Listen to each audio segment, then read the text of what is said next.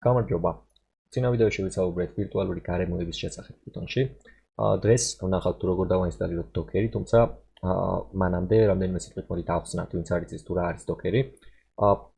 ეს ტექნოლოგია საშუალებას გვაძლევს, რომ თუ წინა შემთხვევაში იყო დაუშვათ საუბარი კონკრეტულად Python-ის სხვადასხვა ბიბლიოთეკებს შორის რაღაც ვერსიებს შორის პრობლემების მოგვარებაზე, ვირტუალური გარემოს გამოყენებით, ამ შემთხვევაში საუბარია არა მარტო Python-ის, არამედ ნებისმიერი სხვა აპლიკაციის, რომელსაც აქვს Docker-ის მხარდაჭერა, რომელიც როგორც წესი არის ძალიან ბევრი, თითქმის ყველა თუ არა. შეგვიძლია რომ ეს აპლიკაციები თუ ჩვენი აპლიკაცია იყენებს ამ სხვა აპლიკაციებს, თუ პროგრამებს, თუ კონტეინერებს, როგორც გვინდა ესე დავუძახოთ, შეგვიძლია რომ ამ ყველაფრის ვერსიები ვაკონტროლოთ ძალიან მარტივად და მათ შორის კომუნიკაცია განვახორციელოთ ისე როგორც გვინდა ჩვენ.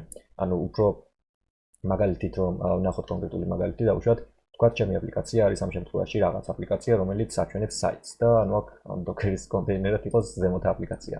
მე ასევე შემიძლია გავუშვა რაღაც სხვა კონტეინერი, რომელშიც შეიძლება გაშვებულია თქვათ Elasticsearch-ი, რომელშიც ჩემი აპლიკაცია დრო და დრო რაღაც რეკვესტებს გზავნის და რაღაც ინფორმაციას იღებს უკან დავუშვათ მონაცემთა ბაზიდან ძიებების შედეგებს Elasticsearch-დან. ასევე სხვა კონტეინერში მას შეიძლება გაშვებული გქონდეს დავუშვათ რაღაც ქეშირების სისტემა, რომელიც ქეშავს რაღაც ინფორმაციას, რომ ბაზაში რეკვესტები არ წავიდეს დავუშვათ ყოველ რეკვესტზე API-დან. აქ მესამე კონტეინერში შეიძლება მქონდეს მე სხვა მონაცემთა ბაზა საერთოდ, რომელიც სხვა ტიპის ინფორმაციას ინახავს, მაგალითად აქ შეიძლება მქონდეს MongoDB. ანუ ასე კონტეინერებად დაყოფა საშუალებას იძლევა, რომ როდესაც მე ამ აპლიკაციას გავუშვებ სხვაგან და წინასწარ ვიცი, რომ დავუშვათ კონკრეტულ კონტეინერებში რა ინფორმაციაა შენახული და რა ვერსიებს იყენებს კონკრეტული პროგრამებისას, შემიძლია რომ დავუშვათ სხვა კომპიუტერზე ძალიან მარტივად გავუშვა ეს ყველაფერი ეს სისტემა და ძალიან დიდია შანსი, რომ ამ სისტემამ იმუშაოს ძალიან მარტივად და ყველანაირი პრობლემის გარეშე. და ეს არის ძალიან პოპულარული ტექნოლოგია დღეს, საკმაოდ ახალი ტექნოლოგიაა და არის უფასო. რაც არის ძალიან მნიშვნელოვანი. როგორ დავაინსტალიროთ Docker-ი? Linux Mint-ზე პატარა პრობლემაა, რომელიც გამოც ვაკეთებ ალბათ ამ ვიდეოს. იდეაში ძალიან მარტივია ინსტალაცია, მაგრამ ნახოთ. Install Docker და დავყვეთ Google-ს.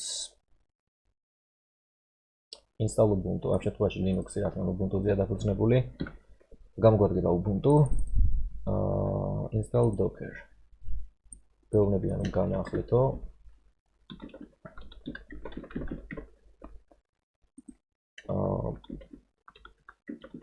იგულისხმება რომ პაროლის სწორად უნდა შევიყვანოთ. შემდეგ გვეუბნებიან რომ უნდა დავაინსტალიროთ რაღაცეები, თუ ინსტალირებული არ გაქვთო. შემდეგ უნდა დავამატოთ Docker-ის ოფიციალური GPG-KIO. ოკეი. შემდეგ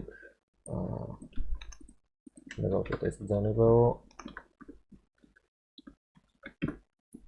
და გვეუბნებიან რომ verify that you now have the key with the fingerprint S. Searching for the last character რაღაც, ანუ S ამ შემთხვევაში. S კოდი ნამდვილად არის თუ არა S. Control C. როგორც ხედავთ, არის ნამდვილად ეგ. შემდეგ გვინდა აი ამის წაკითხვა use the following command to set up a stable. ამ შემთხვევაში გვინდა ნამდვილად stable. ანუ რაც ნიშნავს რომ სტაბილური ვერსია და აი ამ ბრძანებაშია პრობლემა, რომელზეც ამსაუბრობდი რამდენიმე წამის წინ. აქ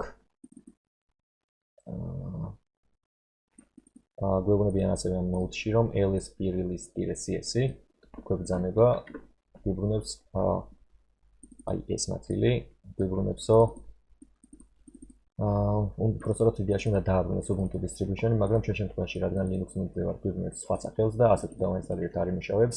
ანუ ჩვენ აქ გვჭირდება ის ვერსია, რომელზეც არის აგებული ეს Linux Mint-ი, Ubuntu-ის ვერსია, რომელიც ნახოთ შეგვიძლია ერთი ვერსია არის ეს. Ubuntu codename ამ შემთხვევაში არის Focal, ან დავუშვათ შეგვიძლია დავგუგლოთ Linux Mint versions.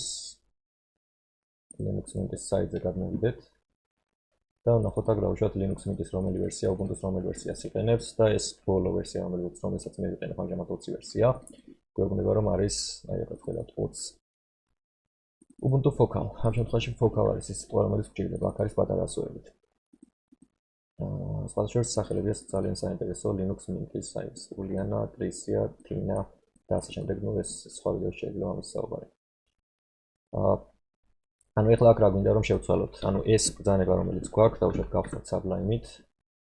გვინდა რომ ცოტა შენ დავამოდიფიციროთ და აი ეს რაც დავინახეთ რომ აბრუნებს იმას, ეს აბრუნებს, მაგრამ შემდეგ სინტაქსის ანუ ეს უბრალოდ უნდა დავშალოთ და ჩავანაცვლოთ აი ამ პატარა ფოკალით. ეს შეგვიძლია გამოვიტანოთ ისე დავუბრუნდეთ ბოლო ხაზზე. Stable და შეგვიძლია ეს პირდაპირ ჩავაკოპიოთ აქ. შემდეგ გვჭირდება სავარაუდოდ update ისევ.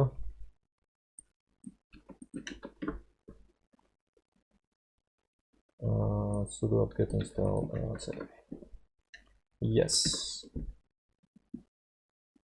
და შემდეგ უნდა დაველოდოთ იმისათვის, რომ ეს ყველაფერი ჩამოვიდრთოს და მოხდეს ინსტალაცია.